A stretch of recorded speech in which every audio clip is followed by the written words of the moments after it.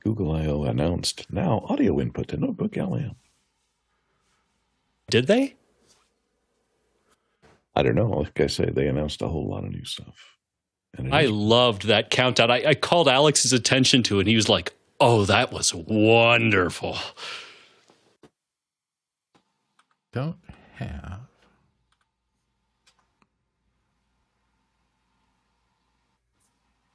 David Brady's question. Very nice. Yes, we will note that.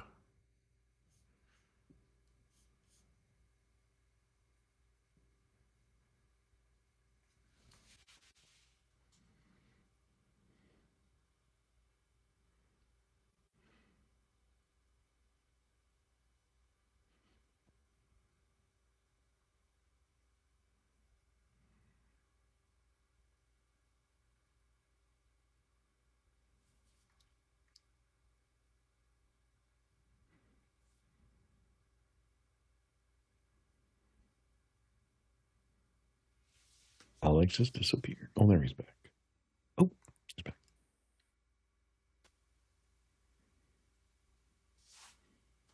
All right, I'm going to grab my coffee. Yay!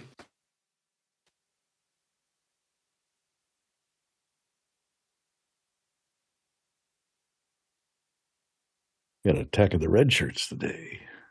Different shades. The first one's done. CJ. A little bit of the Tony. Hey, Bill. Yes. I'm going to do a demo with SPX. Okay. Would it be better to do it here, or if I do it in after hours? Because I'm going to do it on another computer. I'm going to switch to another computer. Talk to the back end and find out. Right now, there's a general dislike of doing screen shares directly into the show. That doesn't mean you can't do it, but I'd talk to the back end crew on comms and see if there's anything technical that'll get us in trouble. Okay. I don't want to presume for them that I know the last time I did a screen share, they're saying we're trying to get away from screen shares. Most people with ATEMs, and you may have an ATEM there that can switch it in. That might be a possibility. Yes, that's what I was going to do. I was going to switch it to the ATEM. Matter of fact, we do those demos a good little bit. Yeah, so that should be fine. This is the. Okay, that's fine. Good. Thank you. Yes, no problem. Great.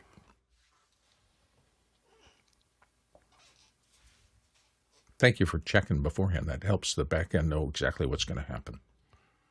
Right. Thank you. No problem. Just great to have you here. I'm glad to be here.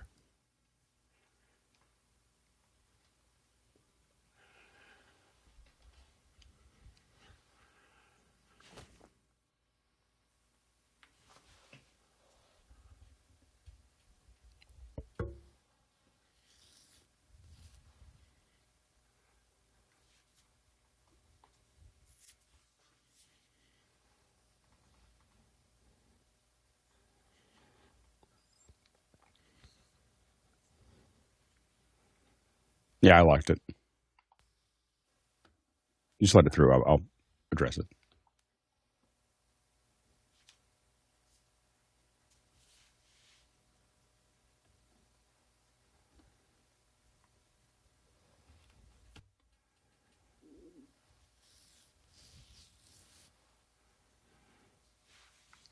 Panelists, thank you all for participating today.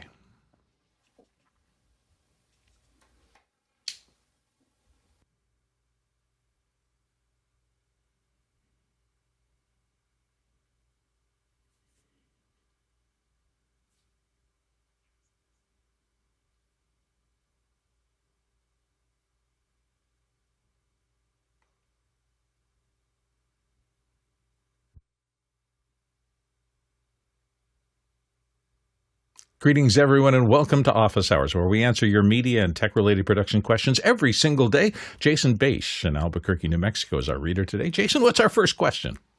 Craig Kadoki in Toronto, Canada asks, did anyone watch the Patrick McGee interview on the Jon Stewart Show last week? And he includes a YouTube link. And CJ's going to start us off this morning. CJ, did you catch it? I did. It's fascinating to hear what this guy has to say. He's worked on this Apple and China book for a few years now, and it was enough to make me actually go out and get a copy of the book for the Kindle. My favorite pull quote from my favorite quote from the forward right now is Foxconn, whose revenues today are greater than Facebook parent Meta and Nvidia combined. Like, if for nothing else, it's worth picking up. I think it's worth picking up the book just to try and wrap your head around the scale that supports a multinational manufacturing operation like this. It is just staggering. It is astonishing. Alex, your thoughts? Yeah, I got the book on Audible. So CA's got it on Kindle. I'm not much of a text person, but I did get it. I'm going to listen to it. I did see the interview as well.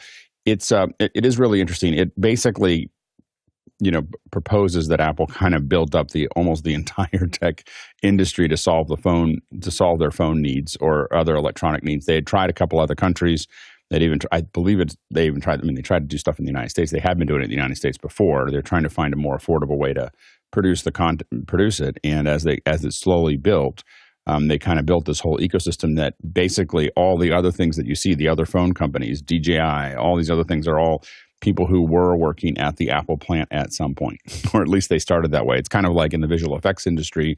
Almost everybody at one point was at ILM or had been at ILM. So no, there were a handful of outliers, but not many. And so I think that's kind of what it outlined. I think that it's very hard to. It's always hard to calculate what the overall ramifications are going to be of anything that you're just, it's not something that happened overnight. I don't think it was done, wasn't thinking about what could happen there. But much of China's technology, according to the book, really comes back to Apple's development of their electronics and the iPhone specifically. CJ, you wanted to bounce back? It also makes you think about the other vendors that are within the manufacturing space over there, and you kind of get the idea when either there's excess capacity at Apple's upstream vendors. When I think the first time I got a DJI drone, I took the cable, like the charging cable out of the bag, the USB, and I was like, wow. The only other cable that has felt like this cable was an Apple cable. They've found the vendor, or the box is like a certain way. Or you get into like little things, like when the headphone jack went away from the iPhone headphones, the little 3.5 millimeter, all of a sudden you saw, like at the grocery store, they were selling the old ear pods in the case, wrapped up in the exact Apple packaging, but now they were $6. And it's like, okay, they may have cut some corners and taken some things out, but that factory still exists. So it's fascinating to think about that next level vendor up and how much capacity is there that when Apple does move, almost another industry starts to benefit because that quality and craftsmanship to some degree is built into the plant. Alex? Yeah, and Mickey said, I don't know why this book had to be written. And it probably didn't need to be written. I mean, a lot of us knew that this was happening, but I think it just got into a lot of detail about it. I think that we've been moving away from manufacturing for decades. So, in the United States. So the United States was prioritizing a liberal arts education, deprioritizing any kind of vocational education for decades. And that set the case, in addition to just the cost of labor being a lot less expensive in other countries, especially back when it started, that it just made sense. I don't think that it's as much about, it would be, most of the electronics, it's easy for people to say we should make stuff in the United States, but most Americans, you just tell them, okay, well, go to Walmart and Costco and only buy American products, and then that'll fix it. But the vast majority of folks will buy the cheapest thing that they can find. Next question. David Brady in New York asks, is RedNet by Focusrite geared towards audio pros, or does it have a place in AV production? Alex? Definitely has a place in AV production. These are great products. This is a great way to interface a lot of different types, analog and all kinds of other things, into a Dante network, among other things. But being able to, and it's very modular. You can sit there and have what you need. This is different. This is a different set of equipment than the Scarlet, which we often push down on pretty hard. I'm not a big fan of the Scarlet, but it's a different set of products. And so the RedNet is a very high-end product and very high quality. Mickey said that I certainly see RedNet hardware in use more in a studio and live pro audio world. And that's where it's marketed, but it can be used in any environment that requires Dante interfaces. And I've definitely had quite a few RedNets at one time. so they're a great way to get, especially on analog, into Dante. Next question. Coming in from the QR code, Angelo Jack in Brooklyn, New York asks, does anyone on the panel have experience with the Elgato network dock and incorporating it into production setups? And Chris Sabato raised his hand on this one. Chris? This is a pretty new device, and I don't have my hands on it, so I don't have direct experience using it, but I do use companion satellite a lot, and I use it all around our university campus. And so I have my one companion server that sits in the production room, and then if I'm anywhere on campus, I can just point my other computer with companion satellite to that. Now this new device is going to basically eliminate the need for that second computer, and I just take a Stream Deck and I can plug it into a network port, point it towards my companion server, and anywhere on campus I can be pushing buttons. And to me, it's a super intriguing opportunity. Next question. Our own Tony Mobley in Noonan, Georgia asks, I'm using an update for SPX Graphics for Houses of Worship. The name of the update is called Faith. Would you like to see a brief demo? Absolutely, Tony. It's exciting to have you here today, and tell us what this is all about. Well, I asked the question last week, and Alex told me that I should share. So I decided I would share. And so I'm going to go to After Hours, and so you all can see all of the settings.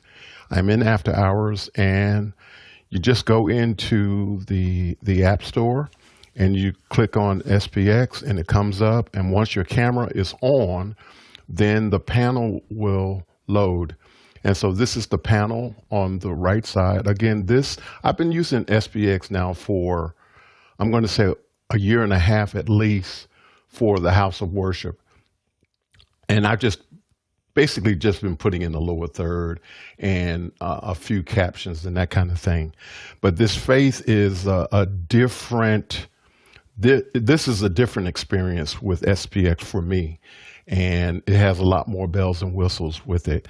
And I think that the use case for this is not just for House of Worship, but anybody who wants to be able to share some graphics and be able to do something, maybe an educator or a small business that wants to be able to put in some things. So I'm just going to click on some buttons, and some of them are church related, some of them are Conversation with Tony Mobley related, but I think there's some great things here. So you can see the panel as I move it, right? That's correct? Okay. Good. Yes, we can see it. All right. So the first one is, it's not very good in this background, but when I'm in my normal setup, you can see it a little bit better, but it's Tony Mobley, conversationwithtonymobley.com and all that good stuff, right? And then the next one provides a logo for the church. So it has the church, and then, when we actually have services and that kind of thing. And this one is another banner. You can put some more information in it. This one is, if I need to step away for something, then I'll press this one. And I'm going to close that back out, okay? And so this is another one if you want to pop in something. This is I think, a great situation. You can put anything in there that you want. And here's another one you pop in. These are all relatively new for me in terms of being able to use. And Tony, how do you adjust the position of those? How do you move things around, or is it kind of preset in those positions? Some of them are preset, but most of them have arrows next to them. So like if I go there, and then I can put in the different script that I want. But as far as positioning goes, how is that defined? Like where those things are landing? Most of them will give you something down at the bottom. It'll usually say up or down, right, or right, left. there's not a lot of flexibility when it comes to that kind of thing, Alex. Right. But some of them depends on which graphic it is. Sometimes you can change the colors, you can do all kinds of things. But like I said, this is for me in terms of just a regular user, independent person. This is fantastic. Yeah. But it's not production level kinds of thing. But your mom and pop, your teachers, but this is the one that I kind of wanted to make sure that I shared today.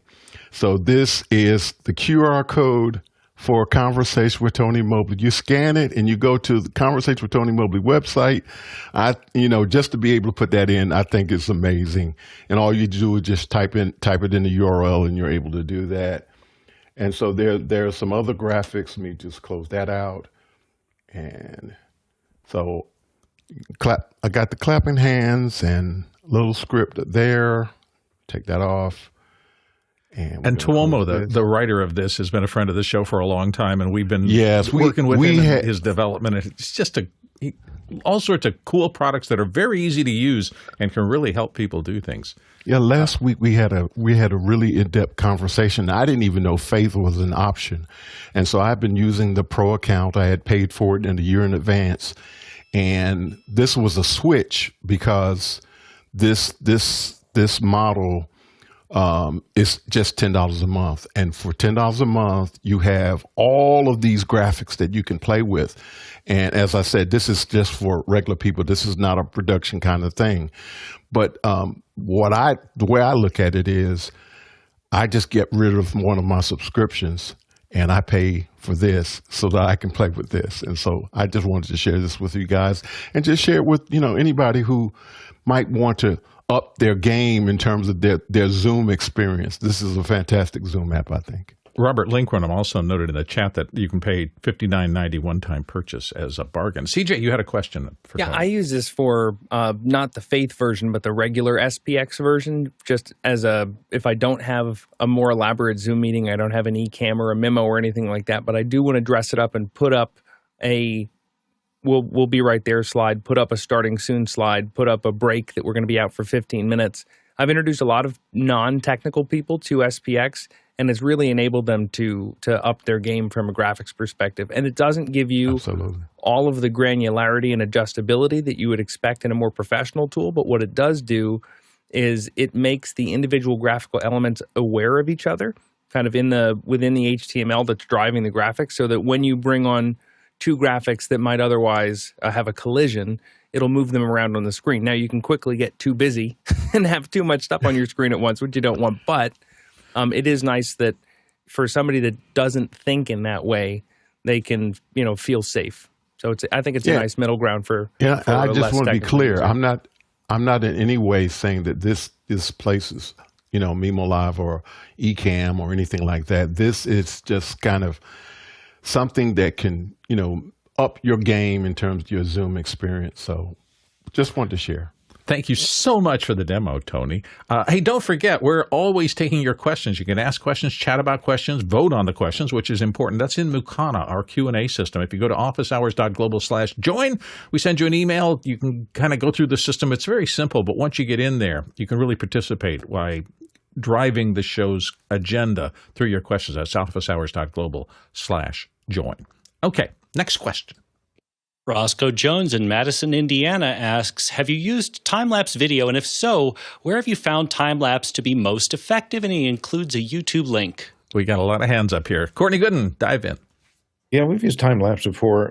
Whenever you want to show the flow, a lot of times to show process flow, to reveal certain patterns of people moving throughout a facility, for example, you want to understand it. Just, if you just shot stills or video, you just see kind of people meandering around. But under time lapse, it reveals certain patterns to the traffic and how it flows. So for motion analysis, it's great for showing weather transitions, sunrises, sunsets, things like that. Also, I like hyperlapses or where you tie motion control to camera movement, like a camera dolly, so you can get types of MoCo units that tie into the frame rate of your camera so that they can do a motion controlled, very slow move and fire off individual frames as it moves, so that you can get a large dolly shot over a long period of time, which is a really interesting look to it because it gives you that change of perspective, that slow, normal speed change of perspective while everything in the frame is moving rapidly. So it has a number of uses, and I've used it a number of times in commercials where you want to show the passage of time, and you only have about 12 seconds to show it. Jason Bache. I love time lapses. I've used them for cityscapes. I've used them for events to basically, to kind of showcase a venue. It's incredibly engaging, or even for simple things to just, show an abstract pattern. Like I just started working on this one. I try to build a desktop, 2 or 3 times a year just because I think it's neat. And to see the overall pattern without getting bored about, the whatever couple of hours that was involved with, just building a full-size tower can just be fun. It was a multicam setup and it was relatively easy to do. This was the rig, single light, dual camera. And I just went back between the two and it worked relatively well. There you go. Alex. Oops, we're not hearing you. Sorry, I was having trouble trying to show this stuff. Hold on a second. I have a couple versions of this that I was trying to pull up here. Let's see if you can see this here. So here's one that I did many, many years ago. Still low resolution, but this is showing kind of what Courtney was talking about. This took about 4 hours, and we kind of compressed it down to about 7 minutes, and we probably could have gone faster. If I did it again, I'd probably make it twice as fast. But it was basically watching a sculpture go from, you don't want to, watching for 4 hours takes some time, but you end up with, at the end, kind of a sculpture that's all there. And this was done multicam video and then just sped up. So we had 3 or 4 cameras that are running that we just kind of pulled all together. So it turned out to be a pretty good one. This was I was at WWDC, and I literally just walked around with my iPhone. So there was nothing about this that, let me see if I can get this running here.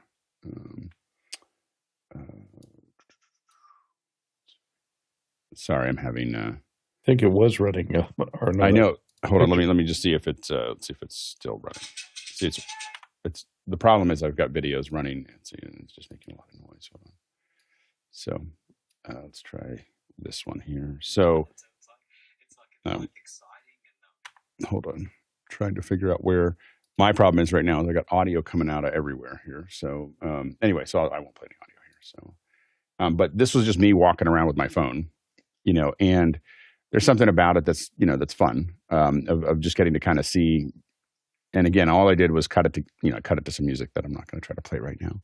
But you can kind of just see the kind of what it does. It kind of gives you a feel of what it's like that probably wouldn't. It adds a little bit of energy to it in a way that you probably wouldn't feel if it was at regular speed. It would just look like somebody shooting their experience of being somewhere. One of the ones that we used a lot, one that looks like time lapse but isn't, is this, which is you can see this. This is just a kind of what looks like a time lapse, but that's just 2 stills. I'm just simply crossfading. You'll notice that nothing's moving, so that's part of the tell. But now the thing from a useful perspective, we use them a lot for things like this, where this is from many years ago again.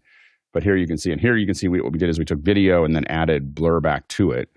So it kind of gives you a sense of it's a lot more blur than you'd have if you just did the time lapse. And so you end up with this kind of very. Is that the time echo thing? Yeah. So that's I was trying to find better time echo solution. I just can't find the one that I have on my computer when I saw this question. But basically, one of the things I like to do is I have a tendency not to take time lapse. I have a tendency to take video, and then I take that video and I use a time echo inside of After Effects. And basically what it does, it looks at all the frames on either side, and it creates new motion blur by blending them together. And so it is, and what you end up with is something that looks very blurred from a motion that you couldn't get if you just did a regular time lapse. And so it's kind of a slick. It looks different than what most people do, and that turns out. But we do a lot of those time lapses because it's great when you're on a live show, especially all day, and you need to get away. I just need to get away for a second. Like I need 2 minutes, or something. And we'll have that looping all the time on a Mac Mini. It'll just be sitting there looping in a circle. I can go to it anytime I want. I've got 3 or 4 different, we have things where it's building up the stage or it's moving around or whatever. And what we've seen generally is that we don't lose any viewers because it's just like eye candy. Like they see it and they go, oh, and they stand. You can't do it for more than 2 or 3 minutes. But you can get 2 or 3 minutes back if you just need a breath. And a lot of times in live events, you just need a breath for a second to reset something or get from one place to the other. So using those as glue, they also just add, kind of production value to a lot of the things that you're working on. So things just feel, better. They gives you a sense of energy that you don't get otherwise. So they're really, I highly recommend playing with them. It's Monday. Monday means extra hours. Tonight, one of our extra shows, Grant Whitehead and the people on the other side of the world, he's out of Australia, but some of our international group get together. And on Monday, extra hours is always a fun watch. So if you're around 6 p.m. 6 p.m. Pacific time in the U.S., converted to wherever you are, that's when it happens. So tune in tonight. Next question. Raina Dopapopoulos in Situate asks from the QR code, the 80s were a golden age of super science, Star Wars, SDI, Dolly, Furby, etc. If you could clone anyone from history or media to learn from them as they grew up, who would it be and what would you hope to learn from them? Fascinating question. We were talking before, and this was locked. I think Alex had some notes about this. Yeah, all I'm going to say is that this is a perfect Sunday question. So just letting you know, like we're not going to address these kind of questions in on weekdays, but perfect Sunday question. So ask that one again. You'll have to jump and find your way into Mukana to ask it. But these kind of philosophical questions are exactly the kind of thing that we would typically do on a Sunday. Next question. Steve Bauer in Seattle asks, I'm having problems with the playback quality of recordings. I'm making them through audio hijack and also through notebookLM. The audio hijack recordings are having clicking, breaking up issues, and the notebookLM sounds echoey. Alex, can you help him out? Yeah, so I guess you're trying to record. So typically clicking has to do with some kind of timing issue. So it means that your source and your record are oftentimes one's at 41, one's at 48. Those are oftentimes the kind of things you hear when you hear clicking is some kind of sampling or timing error. I'm not sure what you're recording into notebookLM. I would highly recommend, and I guess I would say, let us know what you're actually recording.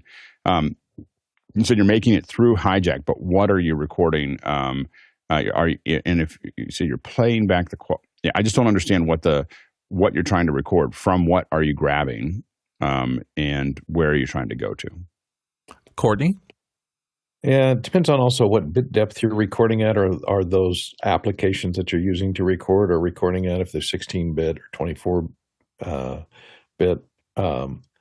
So you might look at peaks, transient peaks may be exceeding the bit depth of your recording, and that may be what's causing the clip, because as it wraps around, it can cause clicks at the peaks, and they can be just low-frequency peaks that you don't normally hear, like bumping the desk or breathing into the microphone that can cause clicks or ticks. So that may be one thing.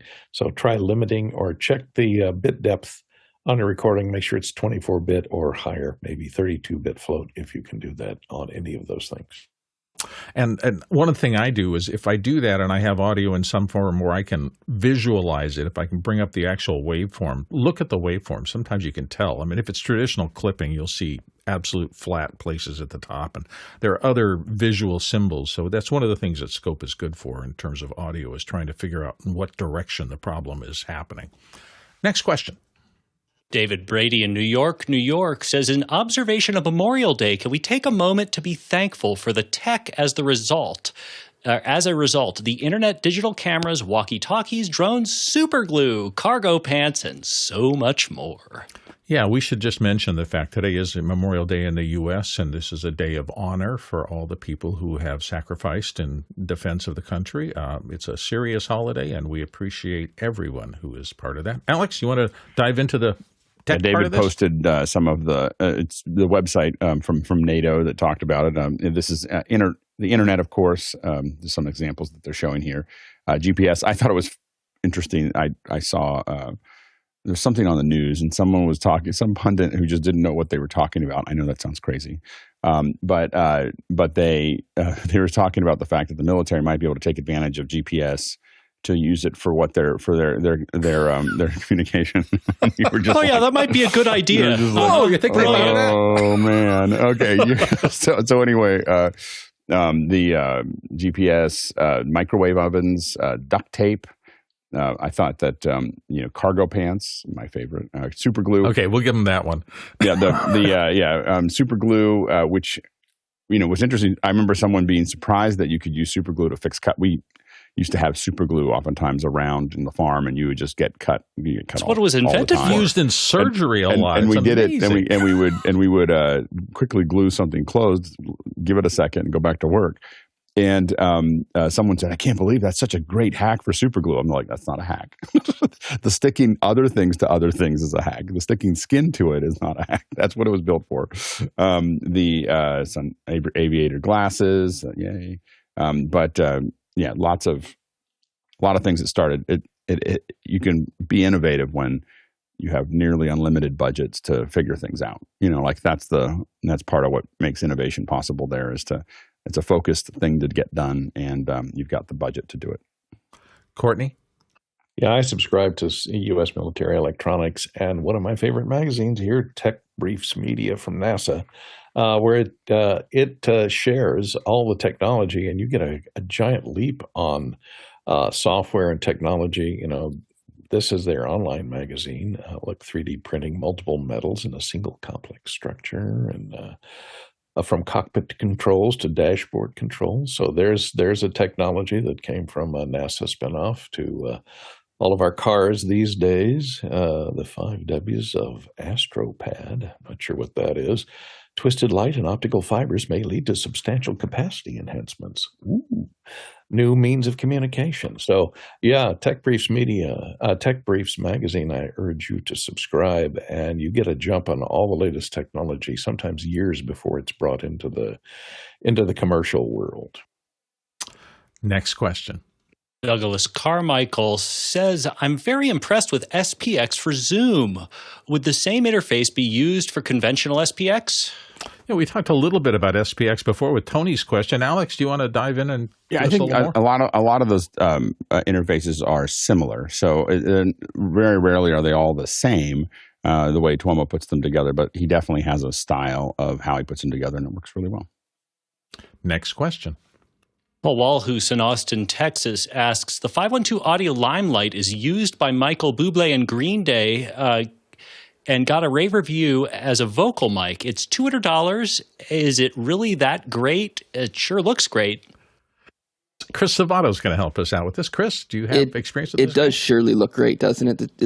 That's what you're using. Excellent. That's what I'm using. I mean, is it a great microphone? Probably not. Is it good enough for what I do? They like it. I think microphones are kind of to taste, right? And $200 is not what I paid for it. I bought it on sale for $35. I think it's $50 now at B&H. And on their website, it's listed at $150.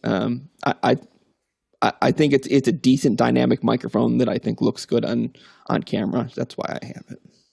It's been interesting to me to see how much activity there has been in the low price mic environment. It used to be once upon a time, if you weren't spending $500, $600, $1,000, $2,000, $3,000, you really couldn't get superb audio out of it. And now we're finding a lot of microphones way below that price that are doing a decent job. I still think there are specific things that highly crafted high tolerance built microphones achieve that the inexpensive ones don't. But boy, those digital audio conversions and other things that are now in the low price mics are solving a lot of the problems that used to plague inexpensive microphones. Courtney, you had a thought? Yeah, there's certain singers where certain mics, really meld well with the frequency response of their voices, and so I can see, and it's kind of it depends on the ear of the listener and the ear of the person who's recording. Some mics sound better than others.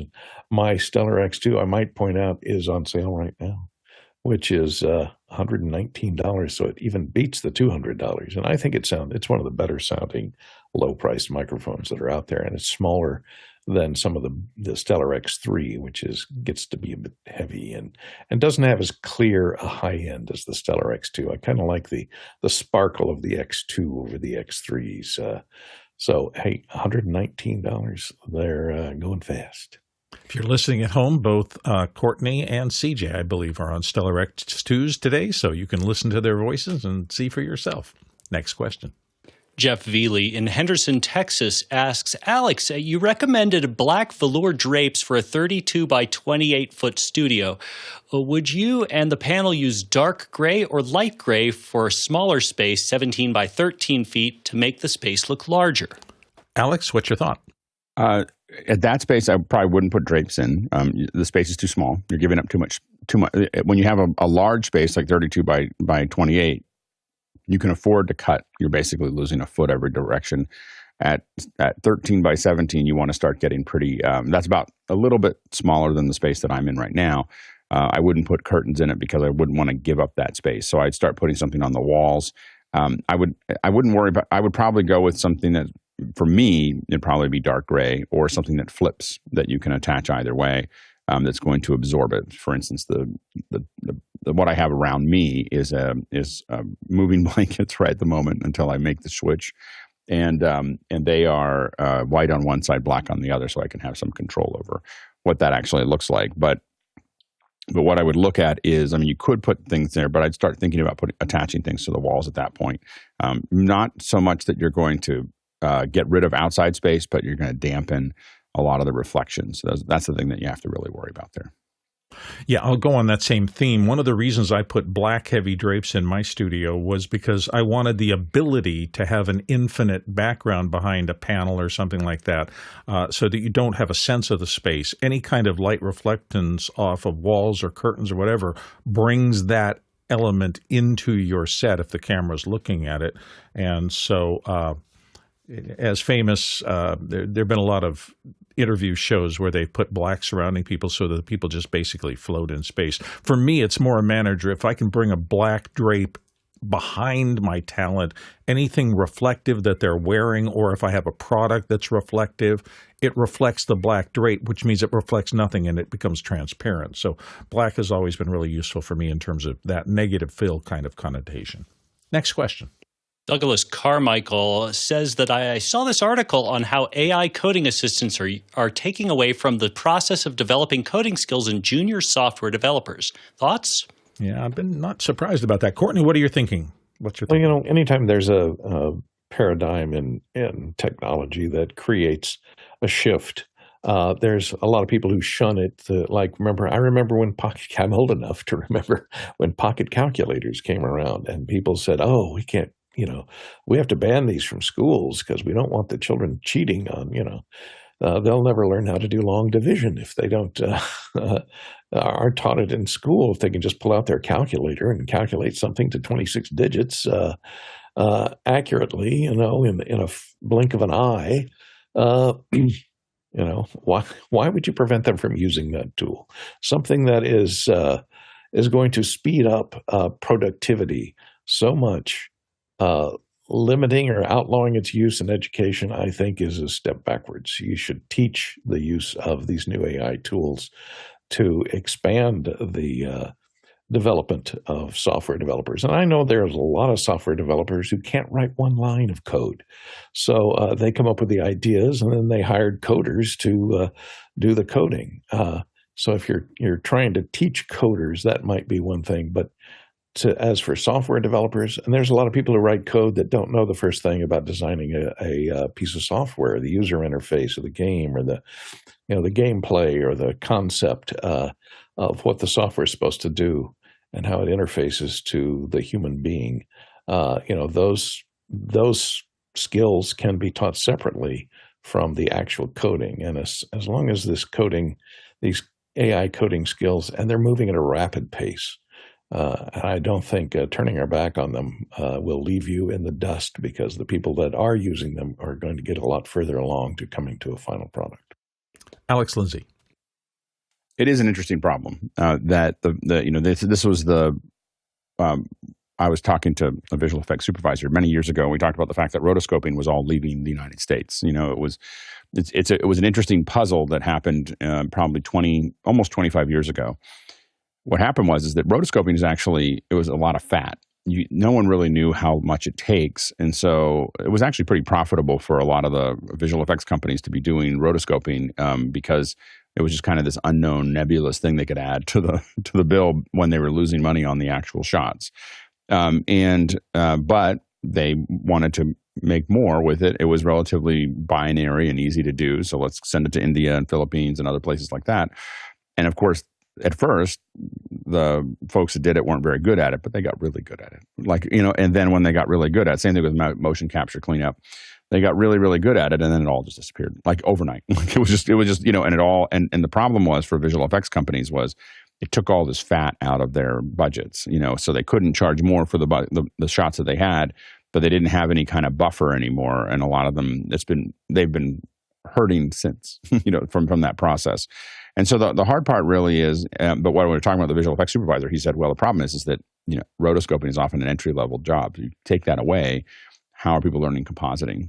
This is, and so without junior coding, the problem is how do you end up with advanced? Right now, we've got a bunch of advanced coders that can do a lot of things, but what's the next generation look like? And will anybody be able to actually write the code from scratch?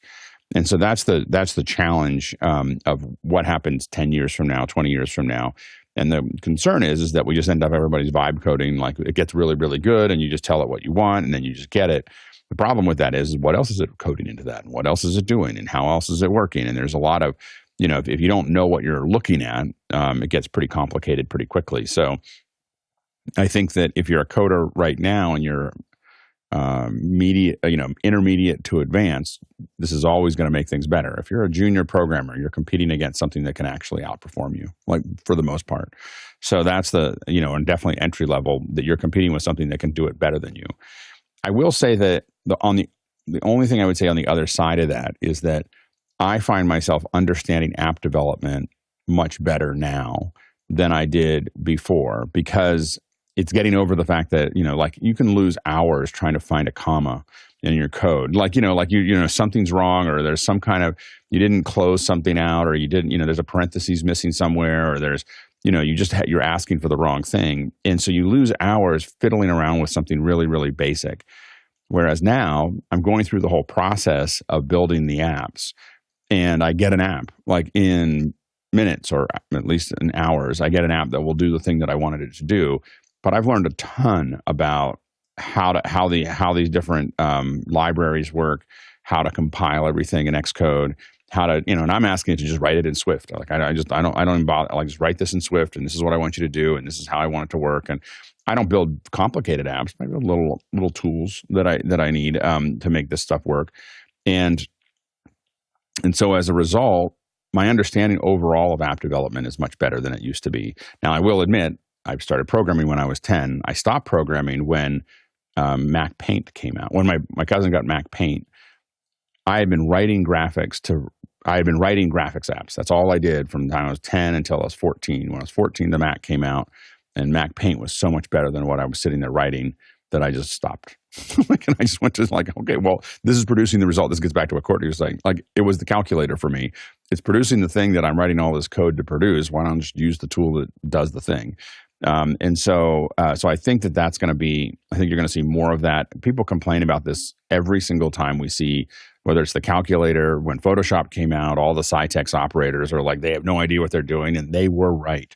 We had no idea what we were doing. I mean, I was getting paid $3.75 an hour. I once created an ad that was solid black in a newspaper because I didn't understand what dot gain meant. And so literally I'm doing ads and I'm doing these ads and they these clippings, they clip them and send them back to you like proof of your ad. Send me the ad and it's just black square and in the thing. And so but I only did that once.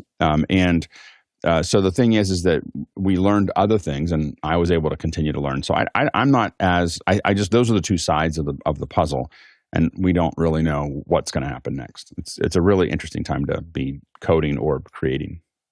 Hey, if you're just going along, you think, I have a question, that would be a great question in office hours. The quickest way to get in is just use askofficehours.global. You can type it into any web browser or you can punch it into your phone with your thumbs or whatever. Askofficehours.global. That takes you immediately into the kind of QR code driven thing. In fact, I will put up the QR code here and you can take a shot of that and use that. But askofficehours.global typed into whatever you're using gets you kind of straight into the quick queue. Somebody will take a look at that, make sure it's formed right, and then it gets into the show as fast as possible. Those, by the way, are persistent, so they'll stay around so you can come back a couple of days after that and monitor for your question to be answered. Next question. Our own CJ Covell on the panel and from Cincinnati, Ohio asks, what are the differences between IMAX and a Dolby Cinema screening? CJ is going to start us off here. CJ? Yeah, so got the day off today. Very excited. I've already got tickets to one movie, and then I went to queue up tickets for the second film, and I am presented with a choice that I have no idea what to do with because I've got filmed for IMAX and Dolby Cinema, and I understand there's, can be aspect ratio and screen size differences, but if only there were someone that I knew that was handy that knew a lot about theaters that could help me make this decision. Ooh, Alex Lindsay, do you have suggestions? Yeah. So it depends. It also depends on the IMAX that you're going to, and the Dolby theaters are all pretty much exactly the same. The IMAX has a couple different versions of it, so it can be larger, smaller. So so there's a couple different. There's like 4 or 5 different versions of IMAXs where Dolby theaters are pretty close to each other as far as the size and stuff. What you're going to find is that the IMAX, obviously, the screen is a lot bigger. If it's filmed for IMAX, it's going to be, you're going to get these format changes occasionally if it's truly a 1:4 IMAX. So it's the 1:4:3. There's some IMAXs that are that way in large markets, not that many in smaller markets. So you may be in a 1:9 IMAX, and in that case it won't be as different. And those are width and height of the screen ratios? Is that yes, what the ratio of the screen, yeah. So there's one that's more square, which is the kind of traditional IMAX experience, and then one that is still wider. It's not super wide screen, but anyway, so there's a couple different options there. In general, the IMAX, the space is going to be much larger than a Dolby theater, and the only reason that's important to me, these little blue lights that go down the side of the Dolby theater that I can see on the screen, they make me crazy. And because the theater is a little bit smaller, I have a hard time going to Dolby theaters because I can't stop seeing these little the walking lights. By the way, you can complain to the manager that they're too bright, and they have the ability to turn them down. Like they can't legally turn them off, but they can turn them down. And I think it's actually the blue because the IMAX ones have yellow, and because the space is so much bigger, I just don't see them. So, and I sit in the middle. I'm pretty specific about the middle of the theater. In Dolby theaters, I tend to sit there's a separating path that goes through the middle of it, and I sit at the first row right behind that. So there's nobody in front of me, and it's usually like, I don't know, it's like E14, 15, 16, something like that, are the ones that are typically right in the middle of the theater. And then in IMAX, I usually sit in the middle, about 5 rows from the back. So I sit further back on an IMAX film, on an IMAX, than I sit in, if you sit too close to it, it's just too big. And so you sit a little further back, but if you sit all the way in the back, you won't hear the surrounds. So in most IMAX theaters, they'll be too far back. They're kind of off to the side of you. Dolby has a much higher resolution audio system. So it's going to be, it's a higher resolution audio system. And in many cases, interestingly enough, for some of the movies, it'll be equal and it also has higher frame rate for some of the stuff. We'll see more of that probably in the fall. And so, and I find that the Dolby theaters feel a little brighter. They're throwing a couple more foot candles at the screen. A lot of these screens are capable of a lot more brightness. Even regular theaters are capable of a lot more brightness, but they keep it to a certain number of foot candles, and they measure it, and they only turn the projector up until they hit that brightness. But you turn it all the way up, it's pretty nice. it's that I asked, like, why don't we keep it up all the time? Does it? And I guess evidently, if you put a shirt in front of these laser projectors or a piece of paper, it will light it on fire right in front of the projector. So there's a lot of power coming out, and there are some safety issues with turning it all the way up. That they try to kind of keep that area clear and make sure your eyes aren't right in it. Yeah, you flashed me back to burning leaves, dry leaves with magnifying glass. Yeah. I'm told that. I haven't seen it. I asked somebody about it. I was like, why can't we turn this all the way up? And he's like, catch fire. Not good. Courtney. I want to burn holes in the screen. Yeah, exactly. Alex covered all the high points there. The seating is different in a lot of the theaters for IMAX versus. Plus, they charge. It's about $2 difference. They charge more for the IMAX tickets than they do typically for the Dolby Cinema tickets, and because of the difference in aspect ratio with the Dolby having a much taller screen, the sweet spot on a Dolby, as Alex said, is a little more narrow. And in order to get that immersive experience in the IMAX theaters, you need to kind of sit in the middle. So it kind of limits. You'll have narrower seating.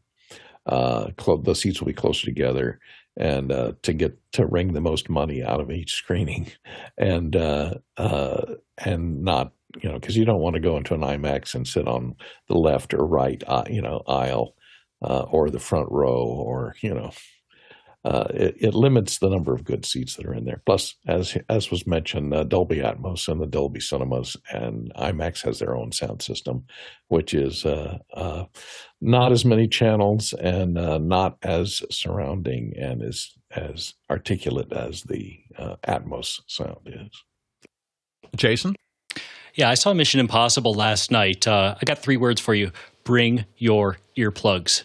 Straight away, the reference audio is so high, it's insane, and the Sensophonics have saved my butt more than once. Alex, do you want to come back in? It's loud when you're bringing your plugs to a theater. Anyway, I think that, if you're trying to think about rule of thumb when you go to a theater, other than an IMAX, which is, again, I tend to sit further back. When I walk into a theater and I just don't know any better, if I see a theater, I look up at the speakers on the side, because they're generally centered in the space. And so if there is a odd number, I'll go to the middle speaker. If there's an even number, I'll look at this one here and figure out where this center point is between those speakers. And then usually there's a center. If you think about the center there, and usually what I'm looking for is, I'll look at the spine of it's almost always a drop ceiling above you. So you look at the spine and figure out where that is, and look at the seats and you figure out what the middle is.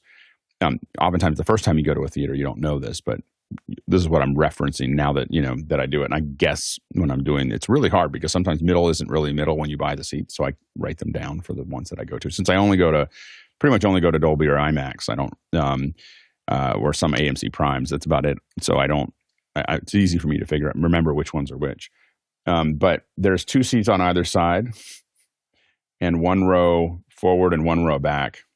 If I can't find a seat inside of that window, I am not going to pay what they're asking me to pay for.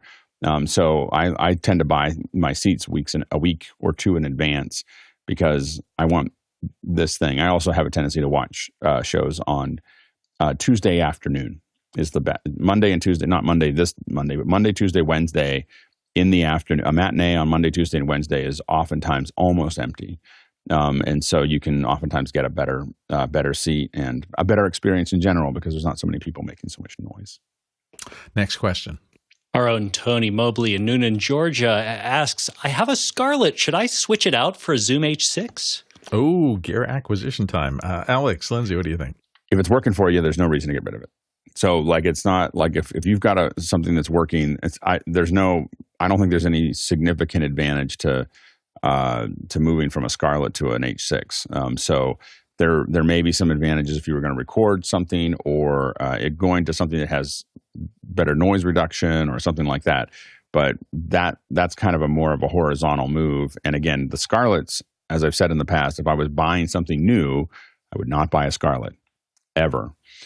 If it's once you get it set up and you get it working, and it's not if something's not broken and it's working every time. If you're having lots of trouble with it, that's another thing. But if it's always when you turn it on and it's working, I just keep it. Tony, it's your question. You want to expand? Yeah, I need to apologize for the way in which I worded the question. I actually am using the Zoom H6. The Scarlet has been sitting in a bag for more than a year, and I just feel like I should do something with it. And so I don't know. Should I gift it away or what?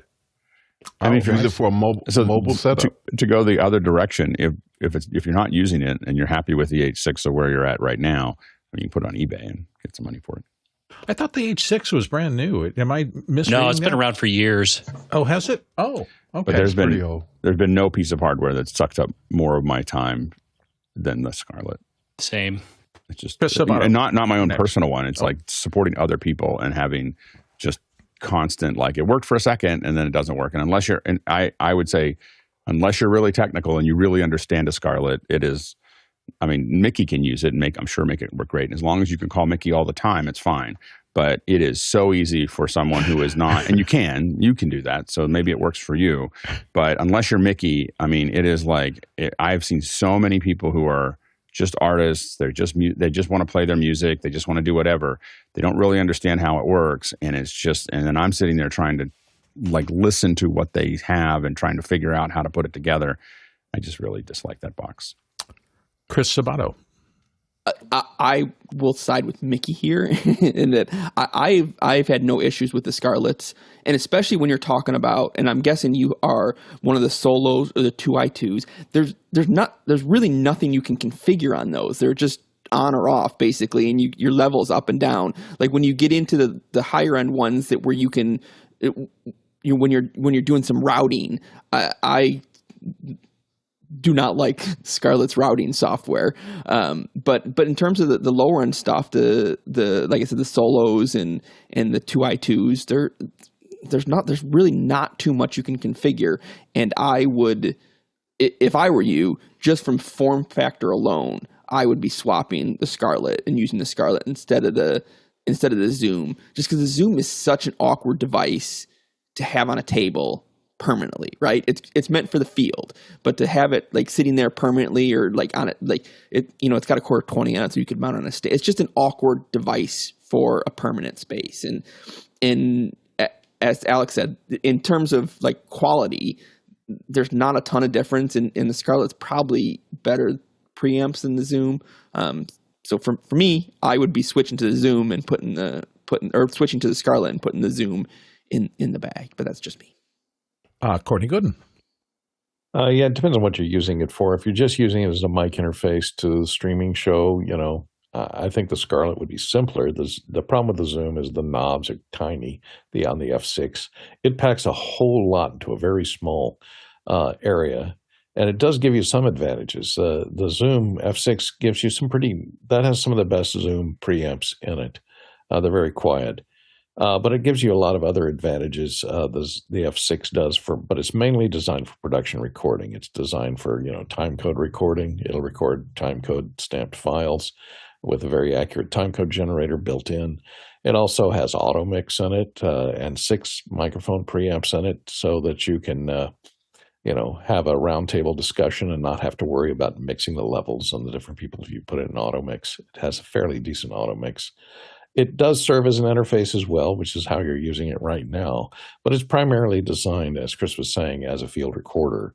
So its strengths are in recording. It also does 32-bit float for recording, which is another advantage. But if it was between the two, easier would be the Scarlet, but it depends on whether or not you're going to be hosting multiple people in the studio. If you are, I'd stay with the F6. But realize that adjusting the levels are not great. Another alternative, I went to the Rodecaster Pro. I have an F6, and I don't have any Scarlets, but they came out with this Duo, which is for podcasting, which has the good preamps, the same preamps as the one I'm speaking on now, the Rodecaster Pro. 2, and this one just has less preamps. So it has, I think it has two mic preamps, high quality mic preamps, but it has all the recording capabilities and the playback capabilities of the Rodecaster Pro. It gives you much better interface so that you can see what's going on out there. So it's easier to operate with the touchscreen and the pots that you can put a finger on and slide them up and down. Much easier than grabbing those little knobs in the H6. Alex, you had a fallback? Yeah, and I just want to be clear. I think Scarlet's a better piece of equipment than the H6. My whole thing is that everybody that recommends a Scarlet is technical around audio, and everybody that I deal with is non-technical, but they bought a Scarlet because someone technical told them to buy a Scarlet, and then I'm sitting there remotely trying to figure out why they had audio 10 seconds ago and now they don't have it. You know, it's so frustrating the way that they built that interface. And I know it seems simple to people who are technical, so they're like, oh, you should just use that, and the preamps are better. It is a better form factor. It's just when you're not, you just need to know, Tony, you're buying into spending lots of time with Nikki, and which is probably good. It's always good to spend time with Nikki. Plus. But you know, it's going to be but you're, you know, if you don't want to, you know, I just value my time, and this one has just eaten up a lot of it, so that's why I'm bitter. There is a huge discussion happening in the chat too about, and there's way too many to read, but if you're in the Mukana system, it's an interesting read today. Courtney, you had a final thought. Yeah, I'm sorry. I misread the question, and my comments were based on the F6, which is a completely different animal than the H6 Zoom H6. The F series preamps are much better than the H series preamps. They're quieter, so it does have good preamps in it, the F series, but the H series, which is their handheld, this is what the H series looks like. The F series has a colored display and 6 inputs on it on the sides. It's a little more oriented toward field recording. This is too, but this is designed as a handheld recorder with microphones on the end of it. But my comments were about the F6, which has the auto gain control. I'm not sure if the H6 has any of those features. Let's go to the next question. Jeff Feely in Henderson, Texas says, Alex, how's progress with the grid? Can you show the components that you've purchased? I'm building one also and having trouble finding the 50 to 20 foot speed rail. For those who haven't been following this, Alex is rebuilding his lighting grid in his studio. So, Alex, what's the latest progress? I'm ordering it tomorrow. I stalled for a second because of the length of the span and the amount of weight. I kind of got into this indecision about Schedule 40 versus Schedule 80 for the longer spans. And so I think on the outer edges, there's 2 spans that I think I'm going to do Schedule 80, which is it's the same outer diameter, but it's a slightly thicker and heavier speed rail that'll just give it more structural integrity as it runs the full 18 feet that are there. So I'm ordering it all tomorrow. I'm ordering it from I'll post it. I don't have it right in front of me, but a place that's going to ship it to me from, I think, Indiana or something like that. And they definitely have it all in stock, and they have lots of it in stock. And it's not hard. It's for the speed rail that I'm getting right now. It's just under $2,000, for just the rails without the components. So components are next, but I'm gonna. It'll probably be $1,500 or so. Next question. Let's slip one more. Coming in from the QR code, Rafat Al Saeed in Toronto, Canada says, hi, folks. I hope you're all doing well. I'm currently looking into intercom solutions and wanted to ask about your experience with Unity Intercom. Are you using the cloud-based version or a local server setup? And in your opinion, is it worthwhile? Alex? So we use Unity. We're using it right now for the show, and we use it a lot. I've used it a lot in production. It is relatively flexible, and it is also relatively inexpensive compared to other solutions.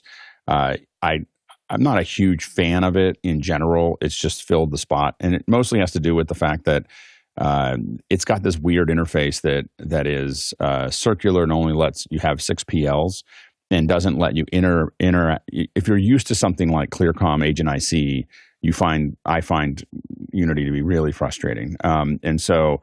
So and but it also depends on your background. Like a lot of times we say that if you see RTS, the person is, that people who use RTS are from trucks, people who use ClearCom are from events, and people who are from money use Riedel. so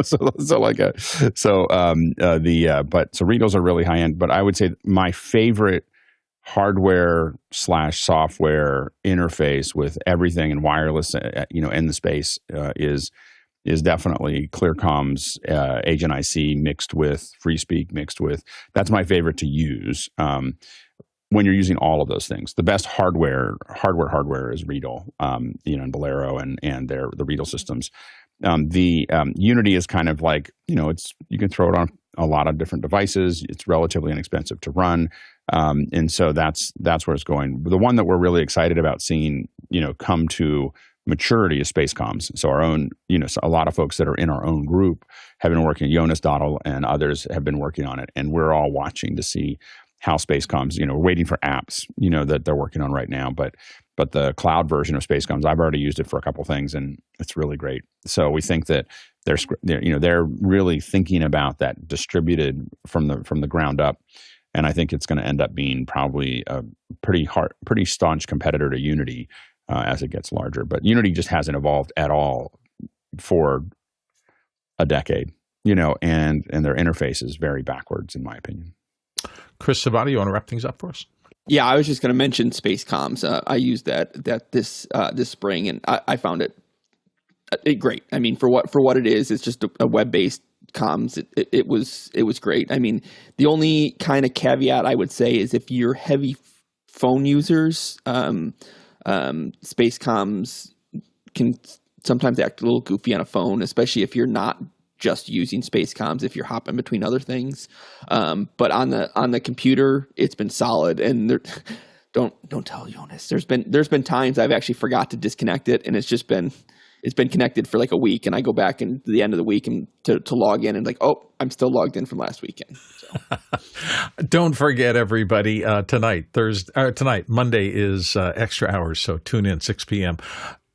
Thank you, everybody, to the producers, all of you who ask questions, put them into the mix. Thank you for being engaged with the show and driving the show, because your questions run the whole thing, and they're always intelligent and fun to deal with every day. So thank you.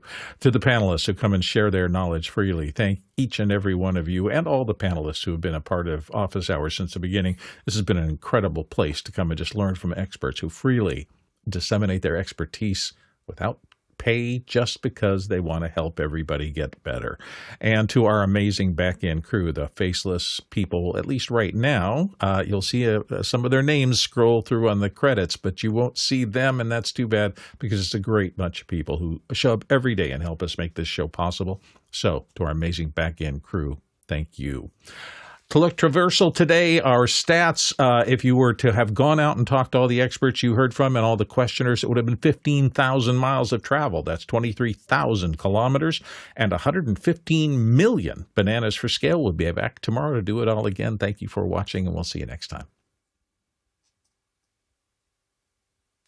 Happy Memorial Day. Going back to happy Memorial Day, absolutely. Organizing my garage. I didn't realize Memorial Day started with a different name back for the Civil War veterans. Alex has a serious garage. That is not a small task. Yeah, it's but slowly I but mean, surely. This is great.